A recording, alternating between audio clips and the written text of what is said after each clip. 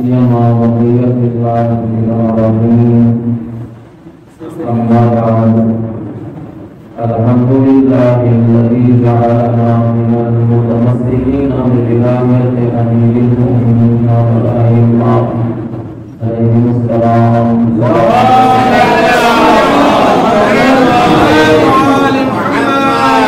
عيد سيد الأمير، عيد الله الأكبر، آپ تمام حضرات کو مبارک ہو.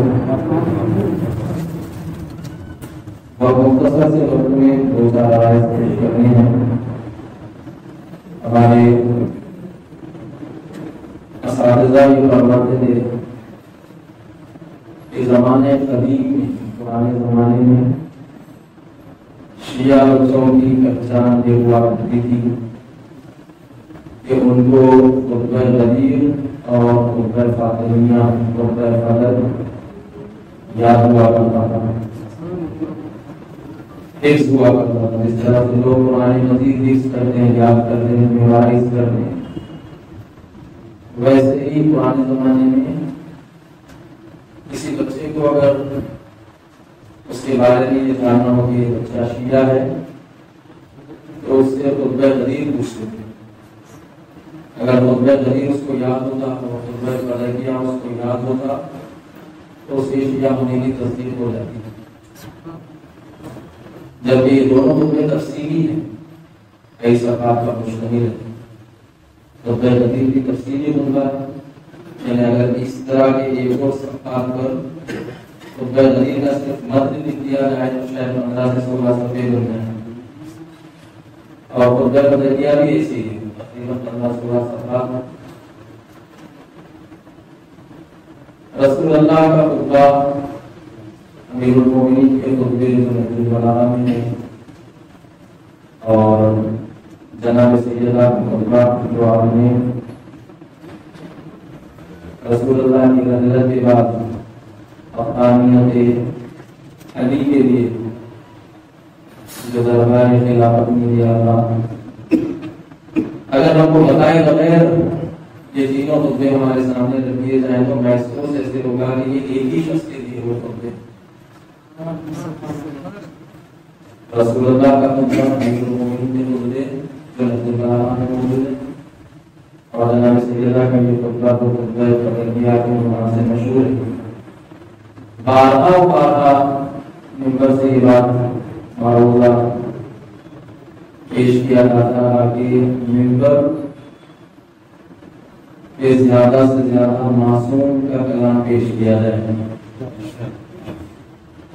اللہ کا کلام اس سے بڑھ کر کوئی کلام نہیں، کلام خالق سے بڑھ کر کوئی کلام نہیں. اللہ کے کلام کے بعد جو کلام ہے وہ رسول اللہ کا کلام ہے.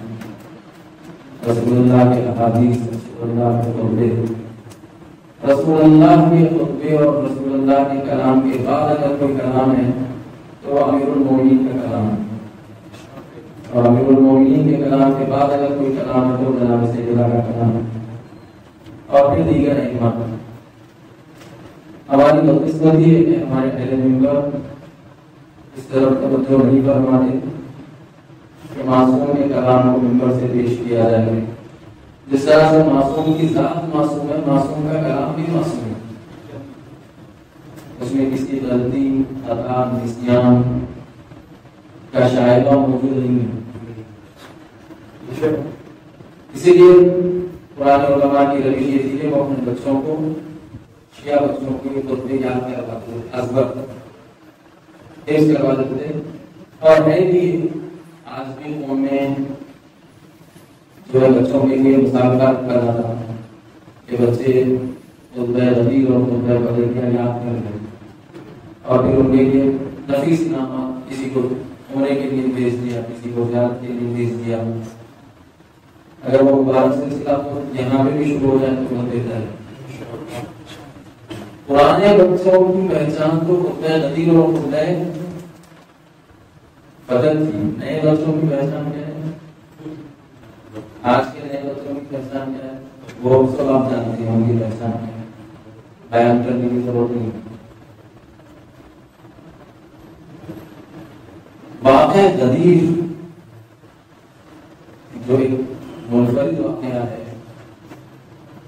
کو فقط یاد رکھنے کے لیے بڑا اہتمام کیا گیا ہے کہ لوگ نسیان کا شکار نہ ہو جائیں، بھول نہ جائیں۔ اسی لیے ایک خاص مقام اور ایک خاص زمان کا انتخاب کیا گیا۔ اس سے پہلے مسجد میں ہماری جو مغرب اور عشاء کے درمیان جو درس ہوتا ہے اس میں غدیر کی زمانی خصوصیات اور مکانی خصوصیات بیان کی گئی کہ کس زمانے میں اعلان غدیر ہوا اور کس مکان میں اعلان غدیر ہوا، اس کی اپنی خاص خصوصیت ہے۔ تو تفصیلی بات کو چھوڑتے ہوئے یہ سب اہتمام اس لیے ہے تاکہ لوگ فراموشی کا شکار نہ ہوں، بھول نہ جائیں یہ واقعے۔ لیکن بدقسمتی سے رسول اللہ کی رحلت کے بعد مسلمان فوراً بھول گئے، فوراً اہتمام یہ تھا، چاہتے رسول اللہ کو میدان عرفات میں ہی اعلان کر دیتے ہیں یہ ولایت کا۔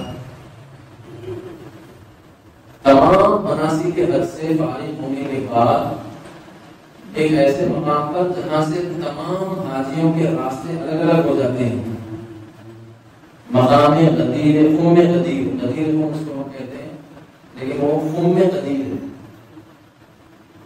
ایک تالاب مقام، نشیبی مقام، جہاں پر جب بارش ہو تو پانی آ کر جم جاتا اور جب گرما کا موسم ہو تو خشک، ایک نشیبی علاقہ، وہاں پر رسول اللہ نے سارے مسلمانوں کو روکنے کے لیے کہا، جو آگے بڑھ گئے تھے ان کو پیچھے بلایا گیا، جو پیچھے رہ رہے تھے ان کا انتظار کیا گیا، اور خود یہ بات آگے بڑھ جانے والوں کو پیچھے بلا لینا اور پیچھے رہ جانے والوں کا انتظار کرنا اس بات کی علامت ہے کہ غدیر میں نہ غلو جائز ہے نہ تفسیر جائز ہے، نہ آگے بڑھا جا سکتا نہ پیچھے لگا جا سکتا، رسول اللہ کی معیت میں رہنا اور پھر زمان کا انتخاب، دن، اور دن بھی کیسا؟ تاریخ میں یہ بات سخت ہے کہ دھوپ کی شدت اتنی تھی کہ حاجی مسلمان اپنے سر پر ایک کپڑا اور پیر کے نیچے کپڑا رکھے ہوئے تھے دھوپ سے بچنے کے لیے۔ کوئی یہ نہ کہے کہ رسول اللہ نے رات کے وقت، ہم لوگ نیند کی حالت میں تھے، نیند نشی کی حالت میں تھے، رات کے وقت رسول اللہ نے، جب ہم لوگ پوری طرح ہوشیار نہیں تھے، اس وقت رسول اللہ نے اعلان کر دیا، اور کیا اعلان کیا ہم کو یاد نہیں۔ اسی لیے ایسی دھوپ، ایسا دن کا موقع، ظہر کی نماز کے اقامے کے بعد، ظہر کی نماز قائم کرنے کے بعد، کہ جب کوئی بہانہ نہ لا سکے کہیں ہم کو یاد نہیں۔ اور یہ جو یا ایھا الرسول بلغ ما انزل الیک من ربک والی آیت ہے، یہ بات، یہ آیت ایک بار پہنچا رہی ہے، بلغ سے مراد یا ایھا الرسول بلغ، ہم لوگ معمولاً اس کا ترجمہ لیتے ہیں اے رسول پہنچا دیجیے، پہنچا دیجیے، اے رسول اس طرح سے ان کو سمجھا دیجیے کہ ان کے پاس کوئی بہانہ باقی نہ رہے۔ ابلاغ اس کو کہتے ہیں، ابلاغ کرنا یعنی اپنے مدعا کو اس طرح سے سامنے والے کے پاس پیش کر دینا کہ اس کے پاس کوئی بہانہ باقی نہ رہے کہ مجھے آپ کی بات سمجھ میں نہیں۔ ممبر کا بھی کوئی سلوک ہونا چاہیے، ممبر پہ بھی گفتگو ایسی ہونی چاہیے کہ سب کو سمجھ میں آ جائے۔ ابلاغ اسی کو، تبلیغ اسی کو کہتے ہیں، بات کو اس طرح سے پہنچانا کہ سامنے والے سے بہانہ چھین لے کہ مجھے یہ بات آپ کی سمجھ میں نہیں ہے۔ اور تیسری چیز یاد رکھنے کے لیے جو اہتمام کیا گیا، وہ آج تک ایسا ممبر مسلمانوں نے دیکھا ہی نہیں، پالانوں کا ممبر، پالانوں کا ممبر جو مسلمان اصل کے ایسا ممبر دیکھے ہی نہیں۔ اور اگر مسلمانوں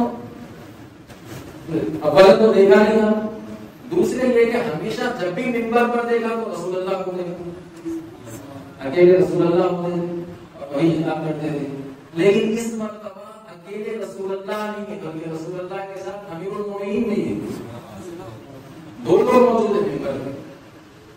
یہ تمام اہتمام اس لیے تھا تاکہ مسلمانوں کے ذہنوں سے یہ اہم ترین واقعات جلدی فراموشی کا شکار نہ ہو.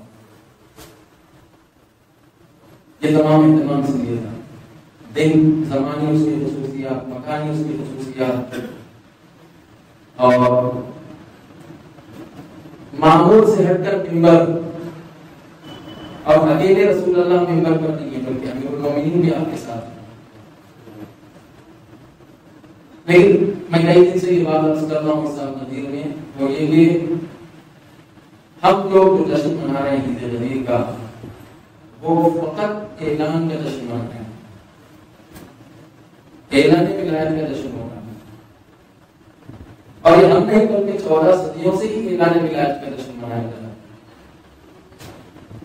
کیونکہ دیکھیں غدیر کو جس طریقے سے اہمیت دے کر اس کو سمجھنا چاہیے تھا، ویسا اہتمام خود اہل تشیع نے بھی نہیں کیا.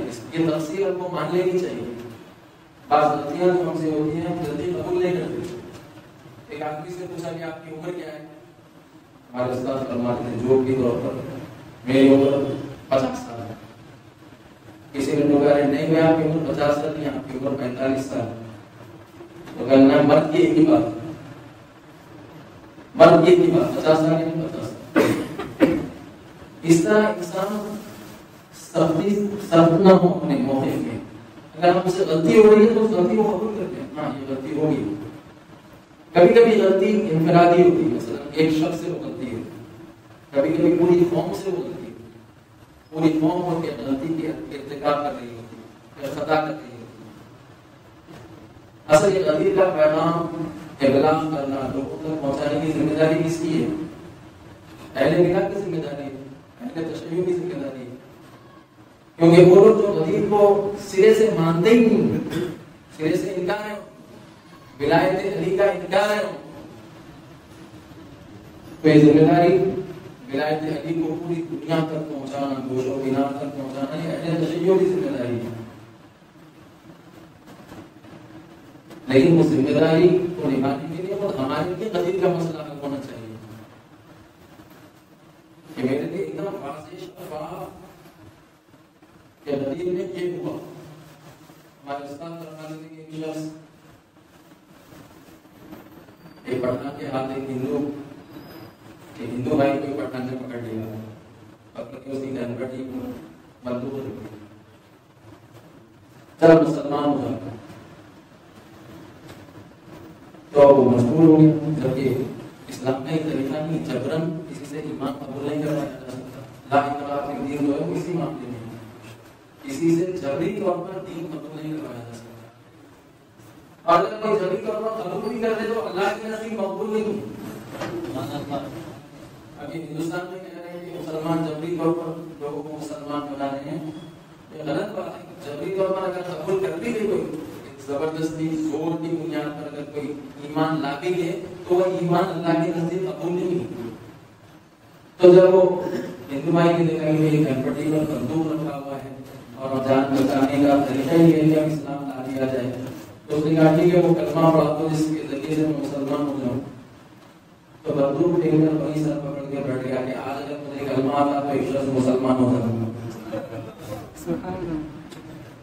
آج اگر مجھے کلمہ آتا تو ایک شخص مسلمان ہوتا تھا. ہمارا حال ایسے ہی ہے. ہم پوری دنیا کو ولایت سمجھانا چاہتے ہیں، لیکن وہ ولایت کو سمجھانا چاہتے ہیں وہ خود سمجھے ہوئے نہیں، خود سمجھا نہیں وہ ولایت کو رسول اللہ نے پہنچایا. اور عرض کیا کہ اس کو کسی بھی بات کو سمجھنے کے لیے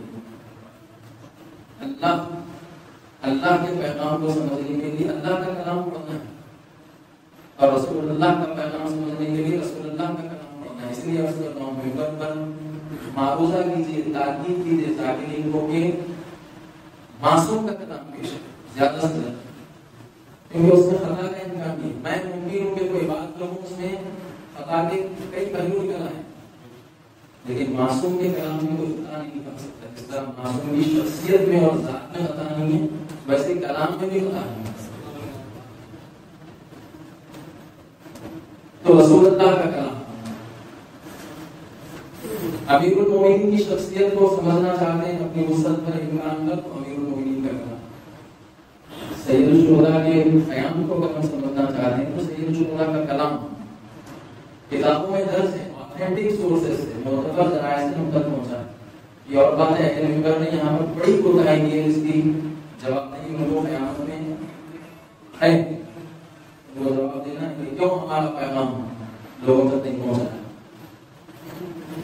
تو اسی سلسلے کی ایک کڑی خطبہ حدیث ہے، رسول اللہ نے ایک تفصیلی خطبہ ہے جو ہمیں حوصلے نہیں. اگر بالفرض میں اس خطبے کو فقط عربی میں پڑھنا چاہوں تو شاید 1 گھنٹہ لگ جائے، اور مومنین کلپس کے عادی ہو گئے، 2 منٹ کی کلپ سن کے پورا دین سمجھنا چاہتے ہیں، 5 منٹ کی کلپ سن کے پورا دین سمجھنا چاہتے ہیں. دین کلپوں سے نہیں سمجھا جا سکتا، دین کے لیے تفصیل چاہیے. قرآن نے اس کی طرف اشارہ بھی کیا ہے کہ ہر بات کو دین کی کھول کھول کر تفصیل سے بیان کیا جائے تاکہ مومنین کے پاس بھی کوئی عذر باقی نہ رہے کہ ہم کو سمجھ میں نہیں آیا. تو یہ جو خطبہ غدیر تفصیل خطبہ ہے، وہ تفصیل خطبہ اس گروپ میں رسول اللہ نے ارشاد فرمایا. خطبے میں فارغ ہونے کی مجال ہی نہیں کیونکہ وقت اتنا نہیں ہے.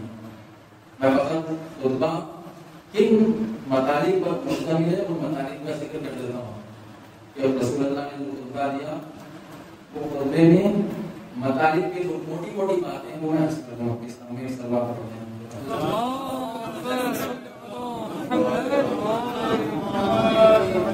سب سے پہلے رسول اللہ نے اور پہلے بیت کا طریقہ ہی ہے، پہلے بیت کا طریقہ ہے کہ جب بھی وہ اپنے کلام کا آغاز کرتے ہیں وہ حمد و ثناء الہی سے کرتے ہیں. یہ طریقہ ہے، سنت رسول اللہ ہے. اور رسول اللہ کے بعد آل رسول اللہ کی بھی سنت یہ ہے کہ جب بھی گفتگو کا کلام کا آپ دیکھیں مارے گا کربلا کا مارے گا ہو رہا ہے، سید الشہداء مکے سے کوفے کی طرف جا رہے ہیں، لیکن جب بھی خطاب کیا ہم تو ثناء الہی سے آغاز، حتیٰ عاشور کے دن کے خطاب میں بھی ہم تو ثناء الہی حسب نہیں موجود. یہ تمام حتیٰ جناب سیدنا خطبہ آغاز ہم تو ثناء الہی. اور یہ روش سکھائی ہے کہ جب بھی کوئی بات کرے تو اس کی بات کا آغاز اللہ کی حمد و ثنا سے ہو، پروردگار کی تعریف سے ہو. تو پہلا جو حمد و ثنا الہی ہے، فقط حمد و ثنا الہی میں اگر اس کو پیراگراف وائز اگر آپ ڈیوائڈ کریں تو 11 پیراگراف ہیں، متوسط میڈیم سائز کے 11 پیراگراف ہیں جس میں رسول اللہ نے فقط اللہ کی ہم، اس کی ثنا اور اس کی صفات کو بیان فرمایا. فصاحت و بلاغت کے ساتھ، فصاحت و بلاغت، کسی کو فصاحت اور بلاغت درس کیا. بلاغت یعنی کوئی اس طرح سے کہ بندے سمجھ جائیں. مولانا غلام اصغری صاحب رحمۃ اللہ علیہ جو تنظیم المکاتب کے بانی تھے، وہ اکثر خطیب کی تعریف میں فرماتے تھے. خطیب کون ہے؟ خطیب کس کو کہتے ہیں؟ خطیب وہ ہے جو وہ کہے جو اللہ چاہے. خطیب وہ ہے جو وہ بات کہے جو اللہ چاہے، وہ بات نہیں جو عوام چاہے. ہمارے خطیب عوام کے اوپر ان کی نظر ہوتی ہے، عوام کیا چاہتی ہے وہ پڑھیں گے. عوام کس سے خوش ہوتی ہے، وہ عوام کس سے ناراض ہوتی ہے، گرچہ وہ حق بازی کیوں نہ اس کو چھپا دیتے ہیں.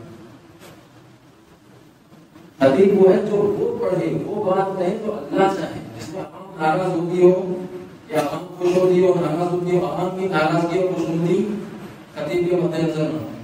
خطیب کے مد نظر اللہ کی ناراضگی اور خوشنودی وہ بات کہے جو اللہ چاہے. یہ پہلا خطیب کون ہے؟ وہ بات کہے جو اللہ چاہے. دوسرے وہ بات کو اس طرح سے کہے کہ بندے سمجھ جائیں. ہمارے بہت سے خطیب ہیں وہ منبر پہ آ کر 1 گھنٹہ تقریر کرتے ہیں، باہر نکل کر پوچھیے کیا پڑھا، مولانا نے بہت اچھا پڑھا لیکن ایک بات بھی سمجھ میں نہیں. وہ پڑھے جو اللہ چاہے اور ایسے پڑھے کہ بندے سمجھ جائیں، بندوں کی سمجھ میں آ جائے. اور اس پڑھنے اور سننے کے نتیجے میں پڑھنے والے اور سننے والے دونوں کی دنیا اور آخرت سمجھ جائے.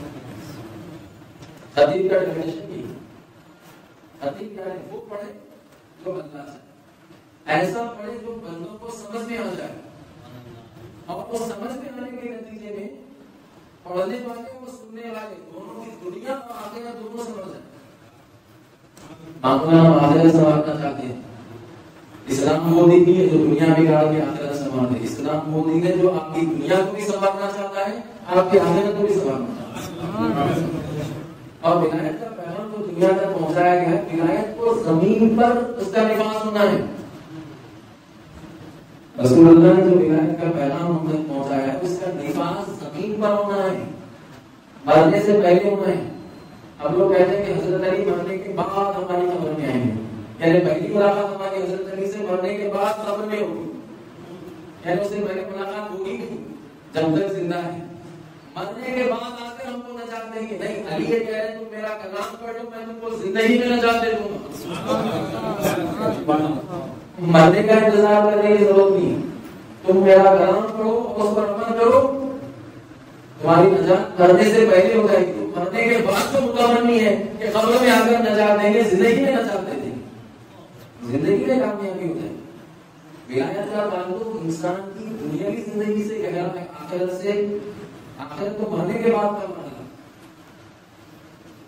لہٰذا خطیب وہ بات کہے جس کے ذریعے سے بندوں کی دنیا اور خود بولنے والے اور سننے والے دونوں کی دنیا اور آخرت سمجھ۔ تو رسول اللہ نے خطبے کا آغاز حمد و ثناء الہی سے کیا، فصاحت و بلاغت کے ساتھ اس طرح سے بات پیش کی، اور ہر تھوڑی دیر پہ یہ پوچھتے تھے عوام سے۔ اب عوام کی تعداد میں اختلاف ہے، کوئی کہتے ہیں 40,000، کوئی 80,000، کوئی 40، کوئی 50، کوئی 80۔ زیادہ سے زیادہ تعداد کی گئی وہ 1,20,000۔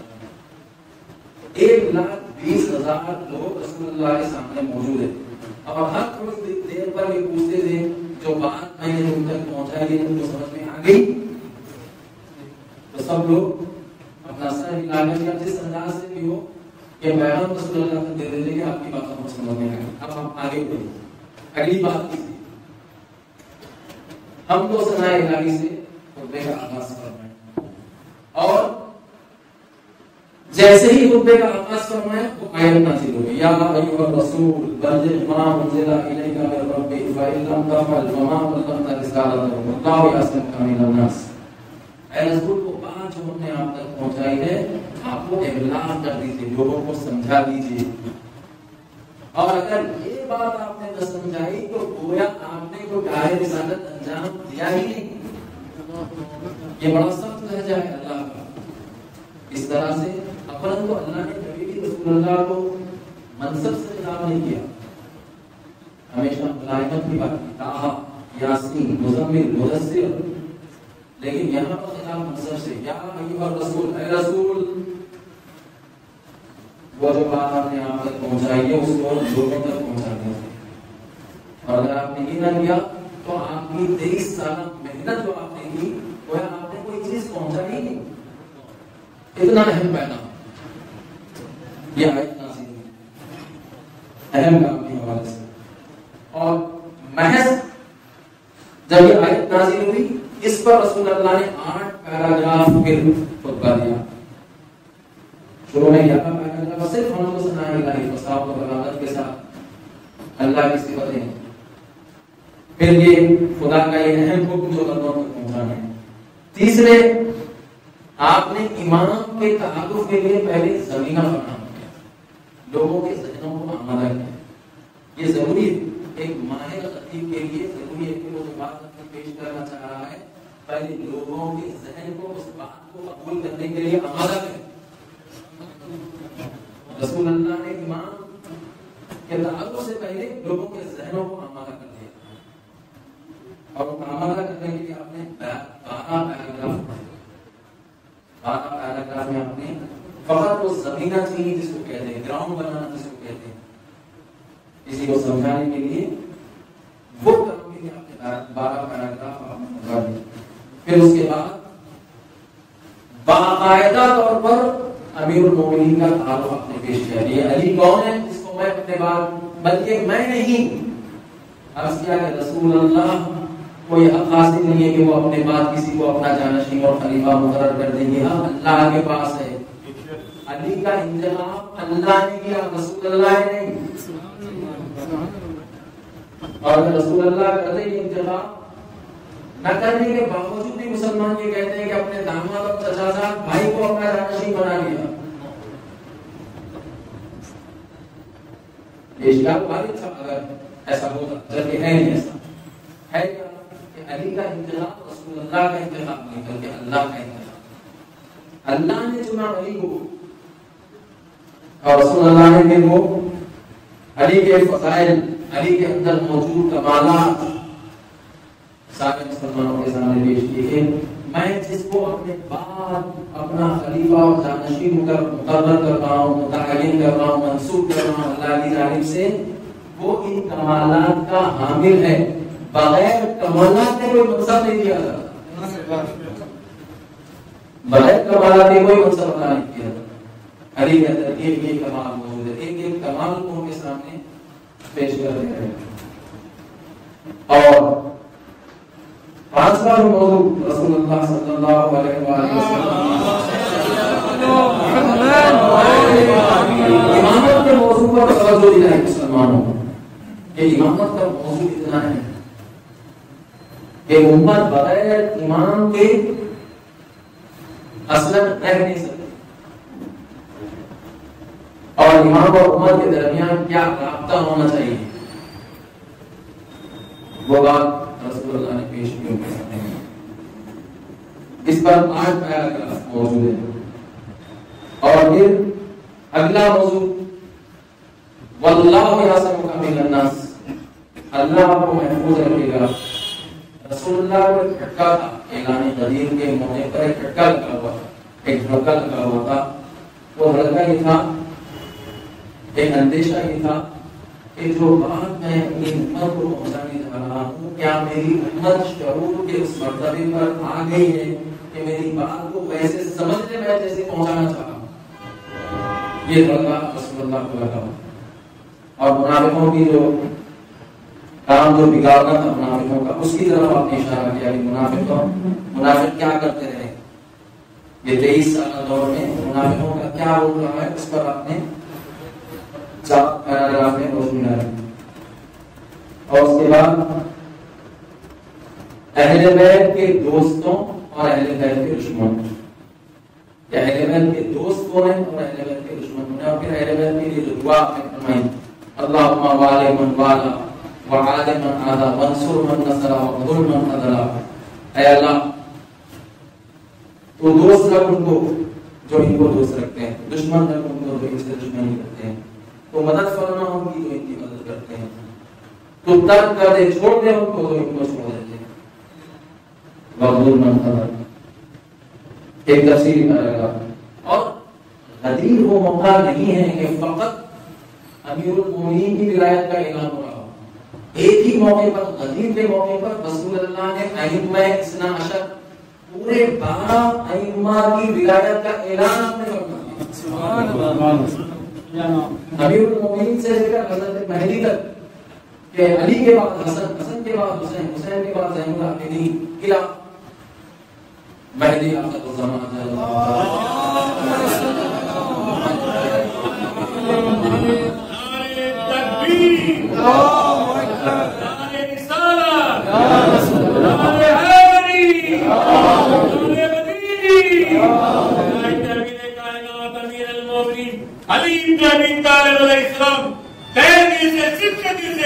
دل کی گہرائی سے جوش ایمانی کے ساتھ بلند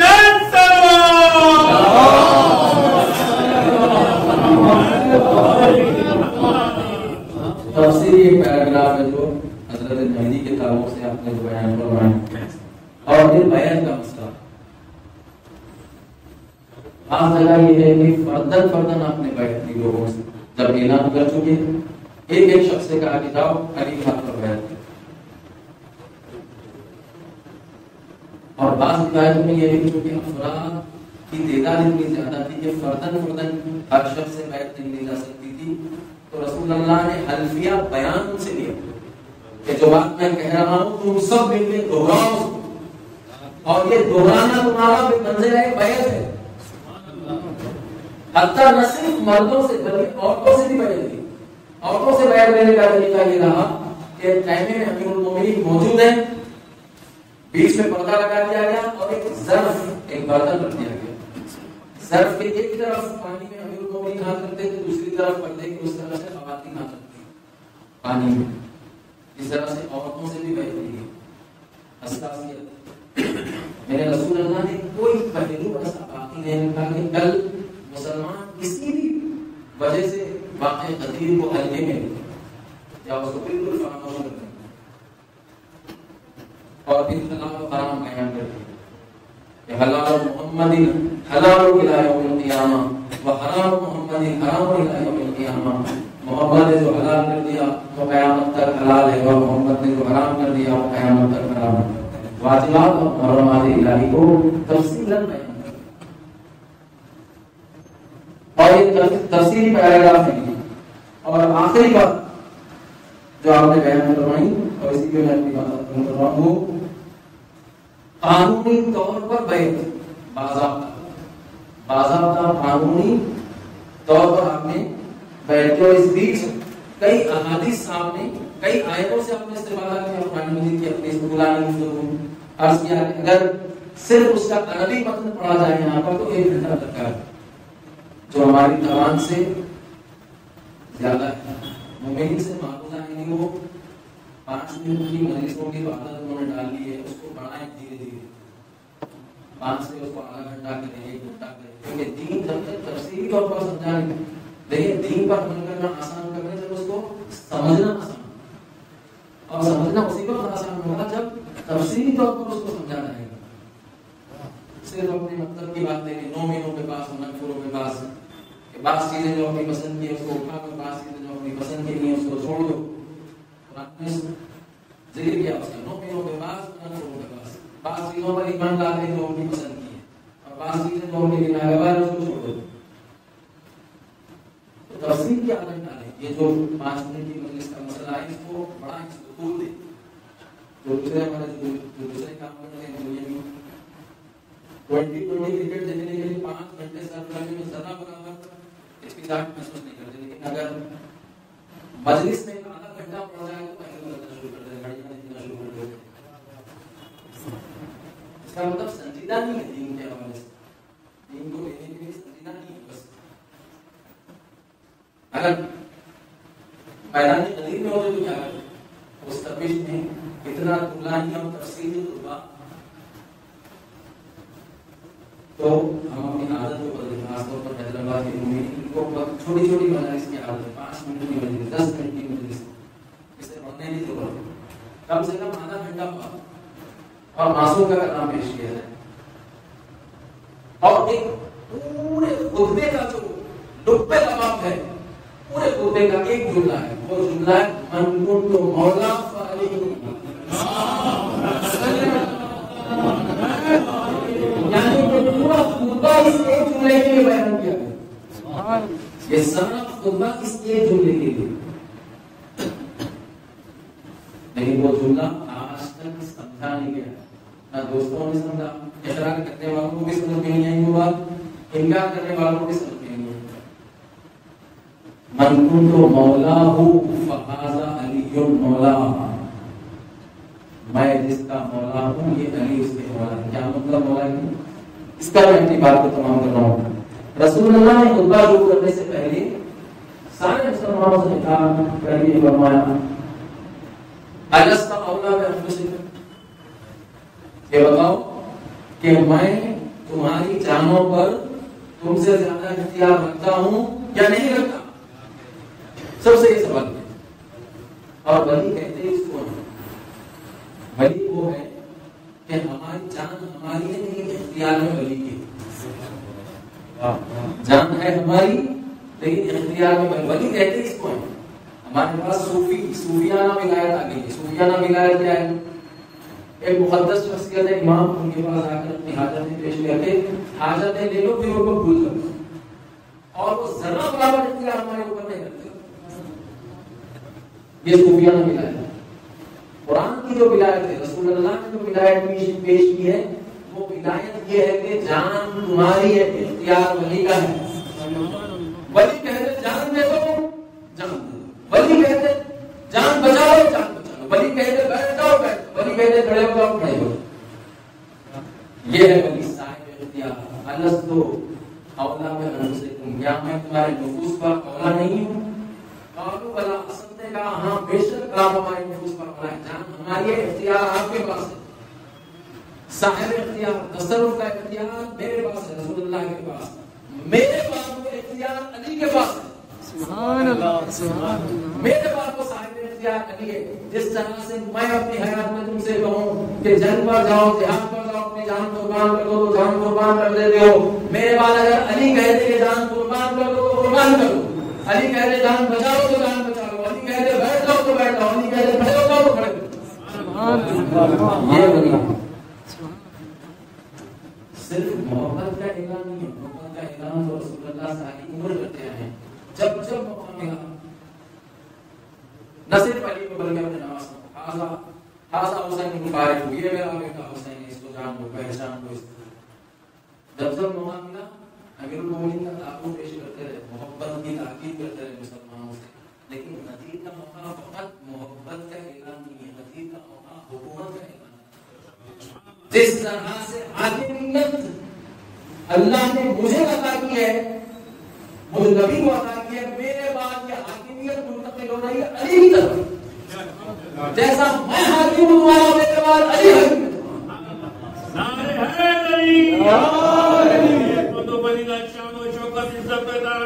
امیر کائنات امیر المومنین خلیفہ اول صدیق اکبر فاروق اعظم غنی بن غنی شدید بن شدید جلیل بن جلیل سقیم بن سقیم ولی بن ولی علی بن ابی طالب علیہ السلام بلند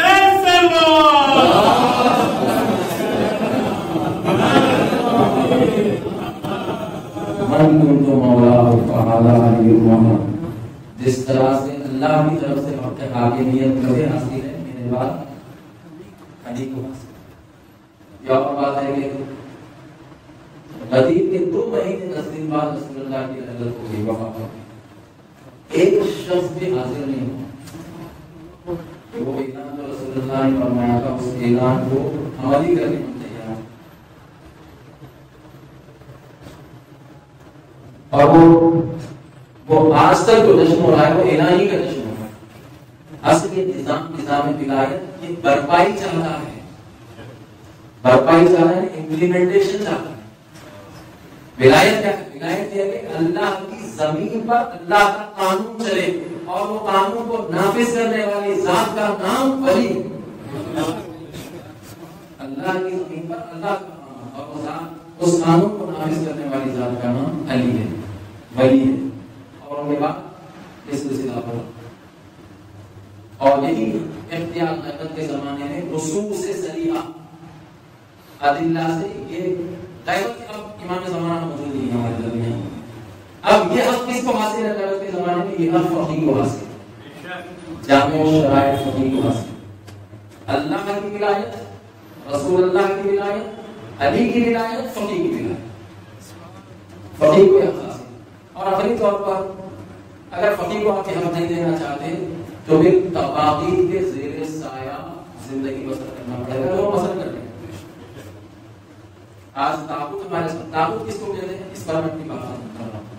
تاغوت اس طاقت کو، اس فرد کو، اس خاندان کو، اس ادارے کو، اس ملک کو کہتے ہیں جس کو اللہ نے حق حاکمیت نہیں دیا، اس نے طاقت کے بلبوتے پہ یا کسی اور بلبوتے پہ حق حاکمیت چھین لی.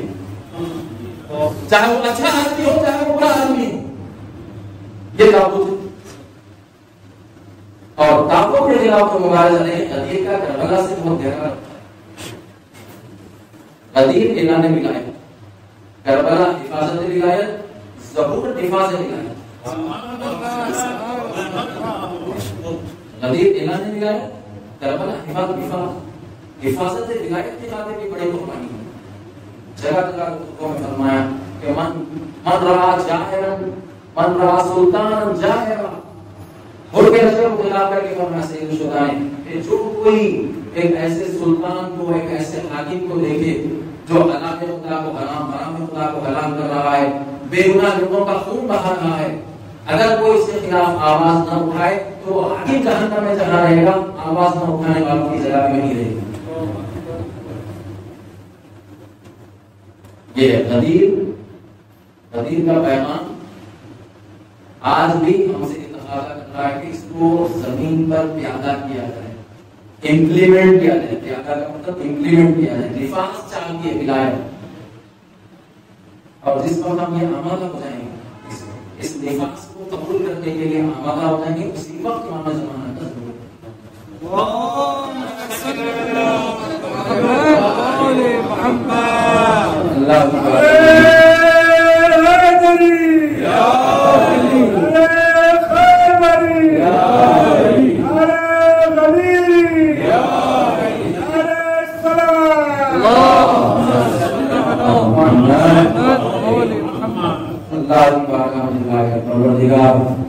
اس عید اکبر، عید اللہ اعظم، عید سعید غریب کے صدقے میں پروردگار ہمارے گناہوں کبیرہ و صغیرہ کو معاف فرما. ہم سب کا خاتمہ ایمان پر بخیر فرما. پروردگار جہاں جہاں مومنین و مومنات، مسلمین و مسلمات رہتے ہیں، سب کی جان، مال، عزت و آبرو و ایمان کی حفاظت فرما. مقامات مقدسہ کی حفاظت فرما. ہمارے مراجع مجتہدین علماء کا سایہ ہمارے سروں پر طاہر سید معاون سید حسن نصر اللہ رہبر معظم انقلاب اسلامی حضرت آیت اللہ خامنہ ای مرض عالی قدر جناب تشریف حضرت آیت اللہ سیستانی کو اپنے سامان میں پروردگار واسطہ محمد علیہ السلام کا ہمارے مرحومین کی مغفرت فرما. انہیں اپنی جوائے رحمت میں جگہ عطا فرما.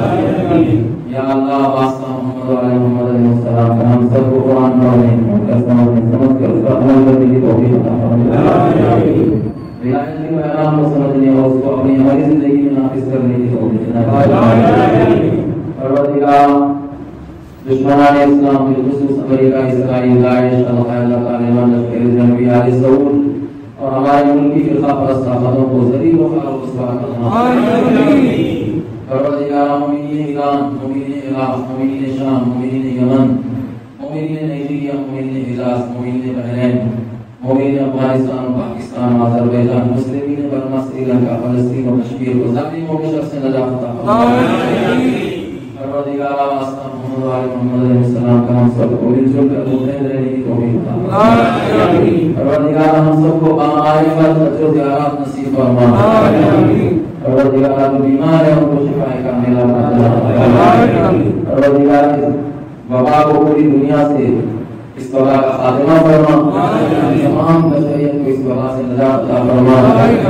اور جو بیمار ہے ان کو شفا کاملہ عطا فرما. جو بے روزگار ہے ان کو روزگار عطا فرما. جو مقروض ہے ان کے قرضوں کو ادا فرما. جو پریشانی حال ہے ان کی پریشانیوں کو دور فرما. جو بے علم ہے ان کو علم نافع عطا فرما. جو بے اولاد ہے ان کو اولاد صالح عطا فرما. پروردگار اس مختصر سے ذکر کو اپنی بارگاہ میں درجہ قبولیت عطا فرما. حضرت حجت کے ظہور میں تاثیر فرما. حضرت کے ناصروں میں شفا فرما.